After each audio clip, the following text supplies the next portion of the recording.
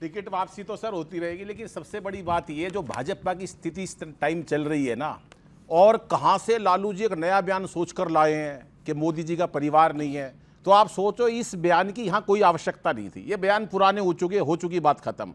लेकिन ये सारे विपक्ष वाले गठबंधन जब से बना है, जब से मोदी जी से परेशान है, सुनिएगा एक पैरोडी के माध्यम से सर समर्पित करता हूं। स्वागत है। कैसे चिढ़ रहे हैं मोदी जी से कि ये हाथ ये झाड़ू ममता हो या लालू,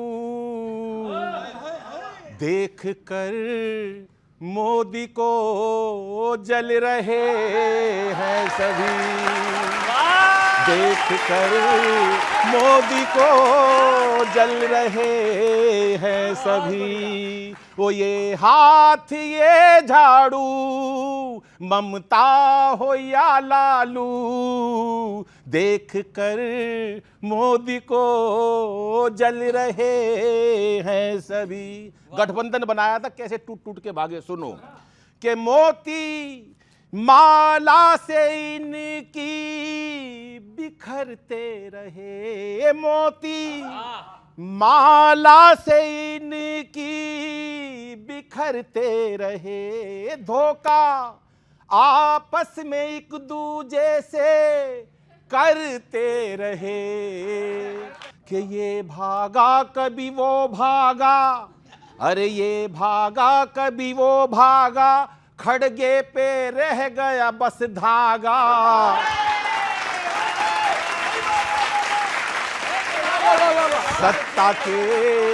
सत्ता के वास्ते लड़ रहे हैं सभी, सत्ता के वास्ते लड़ रहे हैं सभी। सारा सौदा कमल में आके मिल जाएगा, सारा सौदा कमल में आके मिल जाएगा, बहुमत वाला कमल फिर से खिल जाएगा।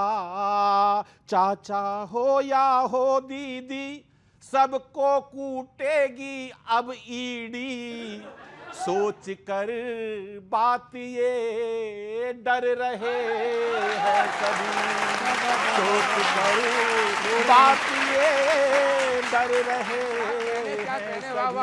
और अंतिम सुनिए, आपके चेहरे की मुस्कुराहट सुनिएगा सर, कि सारी मोदी जी ने क्या किया, और उसके बाद गठबंधन की बात एक ही अंतरे में, कि सारी दुनिया पे झंडा अपना गाड़ दिया मोदी जी ने। इनका जो भी एजेंडा था वो फाड़ दिया, जतन ये सब करके हारे, सब फेल हुए इनके नारे। मोदी के काम से चिढ़ रहे हैं सभी, मोदी के काम से चिढ़ रहे हैं सभी।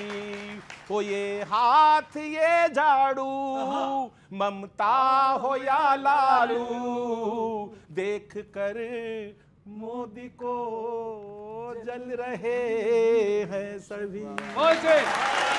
ये करो। अब 3 मुद्दों तक लेटेस्ट मुद्दों पर साहब, कल मैंने वीडियो पे देखा सर, राहुल जी कह रहे हैं राम का नाम जपते रहो और भूखे मरते रहो। ये जो बात मैंने सुनी तो मैं अंदर से आहत हुआ कि इतने बड़े नेता को जब ये बयान देते हैं तो ये कहीं ना कहीं उनकी सोच कुछ भी हो सकती है, लेकिन ये बयान बड़ा खराब था। सुनिएगा साहब, कि राम के नाम से भूखे मरते नहीं, बोले राम का नाम जपते रहो और भूखे मरते रहो। ये राहुल जी का बयान मैंने सुना कि राम के नाम से भूखे मरते नहीं, भूखे मरते हैं जो कुछ भी करते नहीं, भूखे मरते हैं जो कुछ भी करते नहीं। मारे जाएंगे दुनिया के रावण सभी, जो बुरे काम करने से डरते नहीं, जो बुरे काम करने से। और अंतिम सुना रहा हूं, जिस बात का फिर मेरे को दुख हुआ, जब लालू जी ने बोला परिवार के बारे में व्यक्तिगत टिप्पणियां सार्वजनिक तौर पर करो तो मुश्किल रहता है। एक 4 पंक्तियों से बात समाप्त करता हूं कि 9 बच्चों से जिनको बहुत प्यार है, सबको अपने परिवार से प्यार होता है, ये एक सामान्य बात है, लेकिन किसी और से प्यार होना मानवता है। सुनिएगा 4 पंक्ति में कि 9 बच्चों से जिनको बहुत प्यार है, उनकी खातिर ही उनका वो संसार है। देश की माटी से प्यार करते हैं जो सारी जनता ही अब उनका परिवार है। सारी जनता ही अब उनका परिवार है। सारी जनता ही अब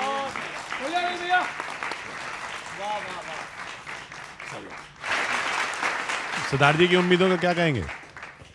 देखिए सरदार जी, उम्मीद करना अच्छी बात है, लेकिन लगा अकेले उम्मीद कर रहे हैं या बाकी देश भी है? बाकी देश तो ना, तो बाकी देश कर रहा है ना 140 करोड़ देशवासी कर रहे हैं, लेकिन ठीक है सरदार जी ने कहा। लेकिन मैं 2-3 बातें बता देना चाहता हूं कि सरदार जी ने जैसे कहा कि हमारी आय क्या थी, प्रति व्यक्ति आय आपको पता होगा कांग्रेस के शासनकाल में 72,000 रुपये थी, अभी 1,72,000 हो गई है। फ्रेजाइल 5 में छोड़ करके लोग अर्थव्यवस्था को गए थे, आज टॉप 5 अर्थव्यवस्था हमारी बन गई है। उस समय इन्फ्लेशन रेट क्या होता था, 10 सालों में 8.5% औसत इनका रेट था, और 2012 में तो 12% के आसपास हो गया था। और इनके शासनकाल में आतंकवाद चरम पर था, किस तरह से अर्थव्यवस्था धराशायी हो गई थी, पॉलिसी पैरालिसिस हो गया था, आकाश से लेकर मतलब पाताल तक 12 लाख करोड़ रुपए के घपले घोटाले होते थे, तो पूरे देश ने देखा है।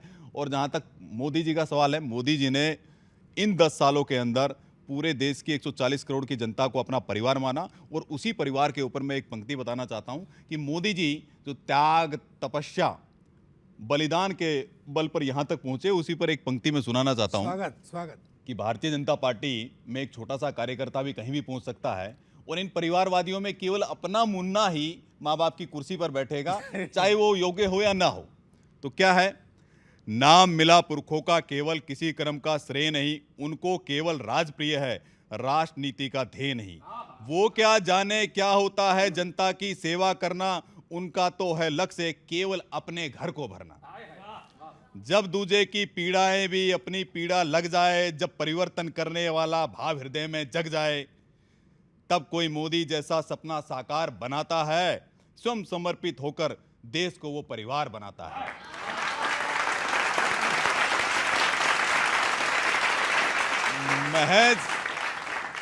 महज एक सरनेम है जिनका, महज एक सरनेम है जिनका, अपना कोई व्यक्तित्व नहीं।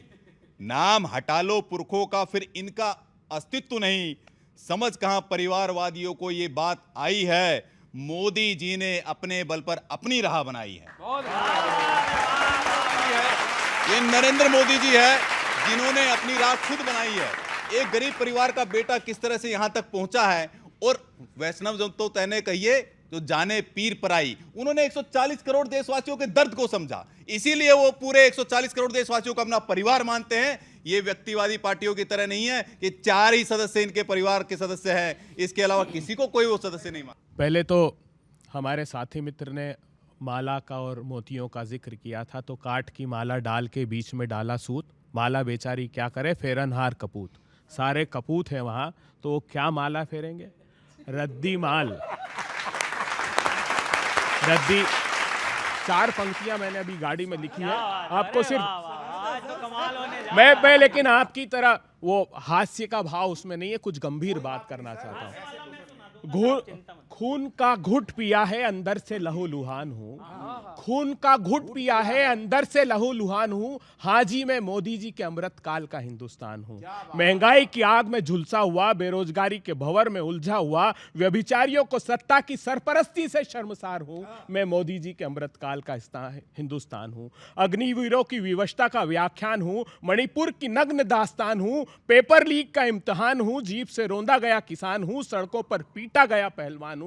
जी हाँ, मैं मोदी जी के अमृत काल का हिंदुस्तान हूँ, मैं मोदी जी के अमृत काल का।